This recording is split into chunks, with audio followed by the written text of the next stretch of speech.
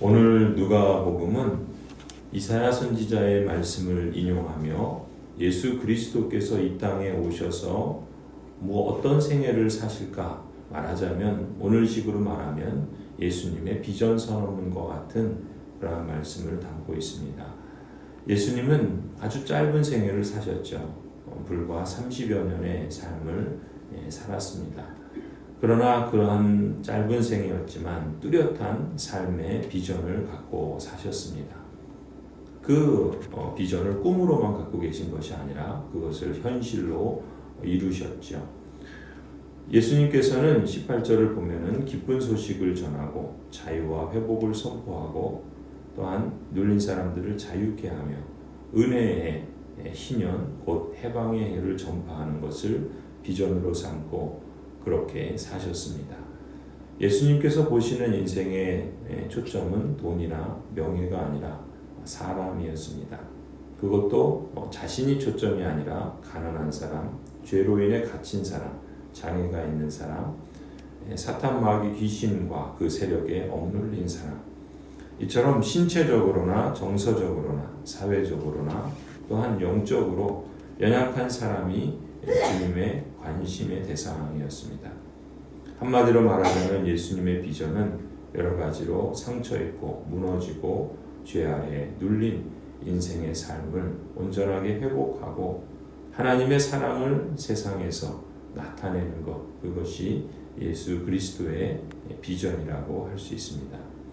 예수님께서는 이 땅에 발붙이고 살아가는 사람들의 삶에 하나님의 사랑을 심어 주십니다. 그리고 그 열매 가운데 하나가 바로 저나 여러분이라고 할 수 있겠죠. 오늘 본문을 보면은 예수님께서 이러한 비전을 따라서 살아가는 데 있어서 그 힘은, 그 추동력은 어디에 있었는가? 오늘 우리는 두 가지를 볼 수가 있습니다. 첫 번째는 16절, 17절에 반복되는 말처럼 성경을 읽으시고 선지자 이사야의 글을 찾으시고 책을 펴시고 기록한 데를 찾으셨다라고 말씀하죠. 이러한 표현들은 모두가 한결같이 성경 말씀을 말하고 있습니다. 예수 그리스도께서는 당신의 비전을 구약의 말씀을 따라서 정하시고 또한 그 말씀을 성취하시기 위해서 성경을 읽고 피고 찾고 끊임없이 성경으로 돌아가는 것을 주목하게 됩니다. 하나님의 말씀에서 성경에서 힘을 찾고 또 그러한 비전을 이루어가는 그러한 동력으로 삼으셨던 것이죠. 표준이 성경이고 능력이 성경이었던 것입니다. 그런 점에서 그리스도인으로서 저나 여러분이나 우리 모든 성도들도 하나님의 말씀에서 우리가 살아가야 될 삶의 목적을 찾고 또 그 목적을 그 부르심과 또한 우리 삶의 비전을 이루어갈 수 있는 또 이루어가야 할 동력과 추진력을 하나님의 말씀에서 찾아갈 수 있기를 간절히 소원합니다. 두 번째로 예수님께서 그 비전을 정하고 살아가는 동력을 어디서 찾으셨는가? 18절에 보면 주님의 성령이 내게 임하셨다, 내게 내리셨다라고 기록하고 있죠. 하나님의 성령께서 능력 가운데 임재하시고 하나님의 성령께서 또한 그리스도 안에 그리스도를 통하여 또 그리스도 가운데 행하셨던 것처럼 그리스도를 통하여 이제 그리스도 안에 있는 우리들에게도 성령 하나님께서 내주하십니다.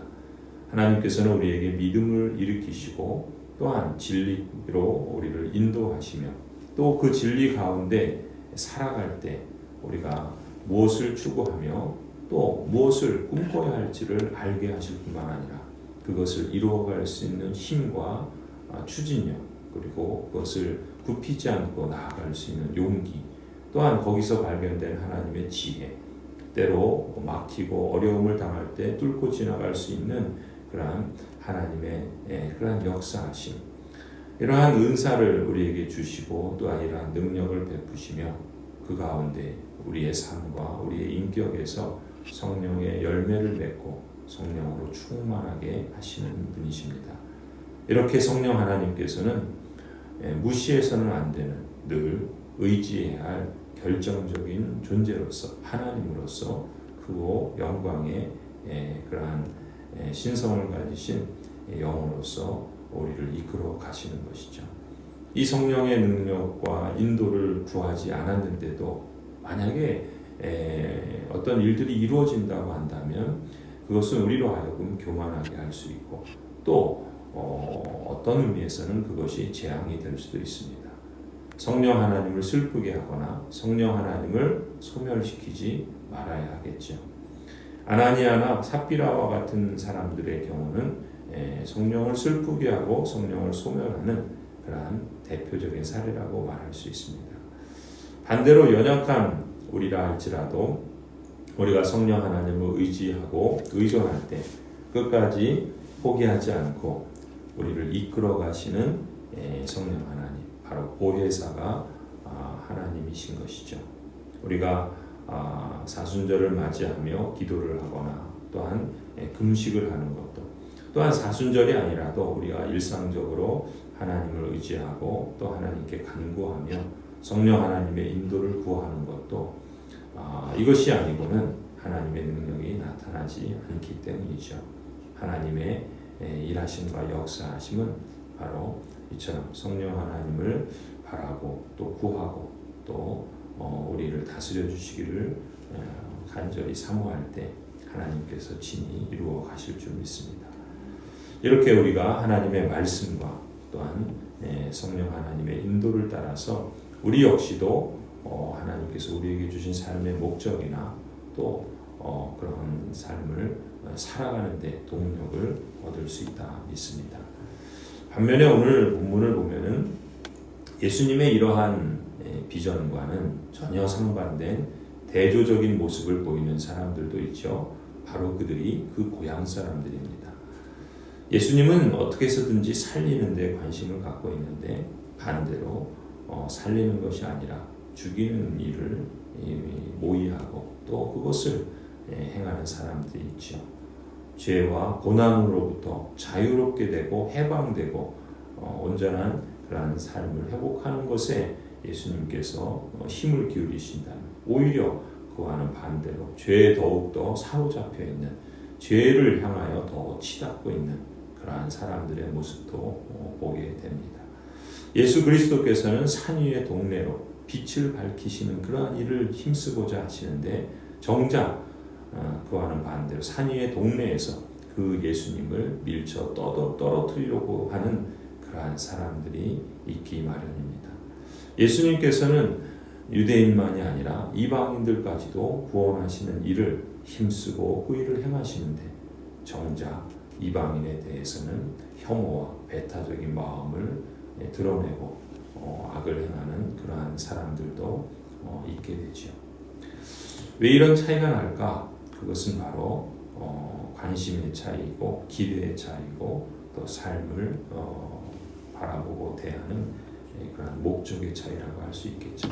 자기중심적인 태도, 내가 알고 있는 것만 옳고 배타적인 그러한 자세를 갖고 또 다른 사람에 대해서 시기하며 자기중심성을 버리지 않게 된다면 이처럼 예수 그리스도의 비전과 그것을 이루어 가시는 모습과는 상반되는 그러한 악한 모습들을 우리 역시도 드러낼 수 있겠죠.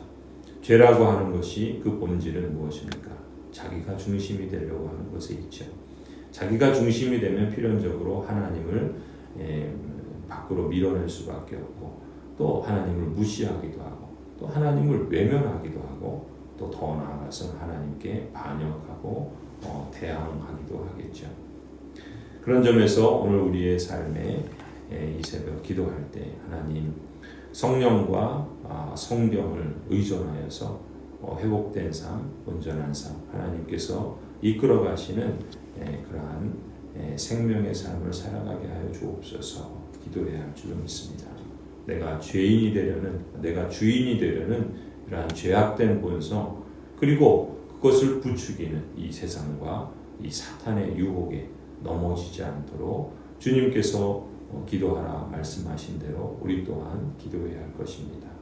그리고 예수 그리스도께서 추구하시고 또 실제로 성취하신 그런 비전처럼 우리 역시도 우리의 삶의 자리에서 할 수 있다면 살리고 자유케 하고 빛을 밝히고 용납하고 구원하는 하나님의 사람, 그리스도의 사람으로서 신실하고 성실한 청지기와 같은 일꾼으로 자라가고 발전하는 그러한 모습을 나타내도록 하나님께 구하며 또 그것을 우리도 힘써 나아가야 할 줄로 믿습니다.